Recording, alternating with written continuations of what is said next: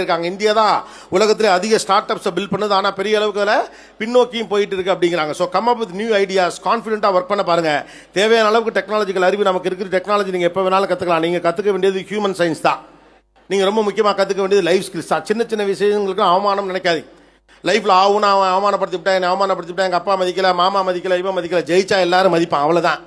அது வரைக்கும் எவன்ட்டே மரியாதை எதிர்பார்க்கறதுக்கு தேவையும் கிடையாது.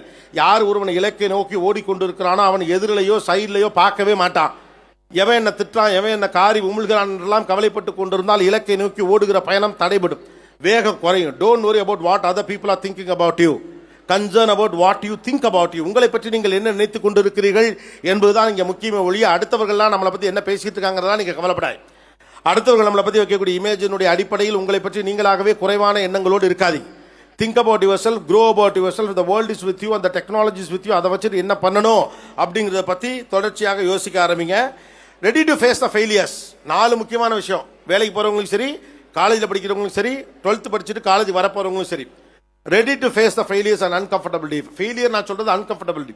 ஒரு விஷயம் செஞ்சால் வெற்றி ஆக வேண்டும், இல்லைன்னா நான் செய்ய மாட்டேன், எல்லாத்தையும் இல்லை 4 பேர் அசிங்கமாக பேசிவிடுவான். பல விஷயத்தை நம்ம ட்ரை பண்ணாமல் இருக்கிறதுக்கான காரணம் என்ன தெரியுமா? ஒருவேளை தோற்று போனால் அடுத்தவர்கள் தவறாக பேசுவார்கள். கவலைப்படாங்க. நீங்கள் தோற்று போனாலும் உங்களுக்காக இருக்கக்கூடிய 4 நல்லவன் கவலைப்படாத மாப்பிள்ள அடுத்த கட்டத்தில் நீங்கள் நல்லா பண்ணிரு அப்படின்னு தட்டி தான் கொடுப்பான். அப்படி தட்டி கொடுக்காத ஒருத்தவங்களை பற்றி என்ன சொன்னாலும் நீங்கள் கவலைப்பட வேண்டிய அவசியம் இல்லை. காரணம், உங்கள் வெற்றியை பற்றி அவர் கவலைப்படவில்லை என்று அர்த்தம். Don't worry about that. Failures and அன்கம்ஃபர்டபிலிட்டிக்கு ரெடியாக இருங்க. சின்ன வயசில் ஃபெயிலியர்ஸை ஃபேஸ் பண்ணி பழகிட்டீங்கன்னா பெரிய வயசில் ஃபெயிலியர் பெருசாக வராது. வந்தாலும் ஹேண்டில் பண்ண தெரியும்.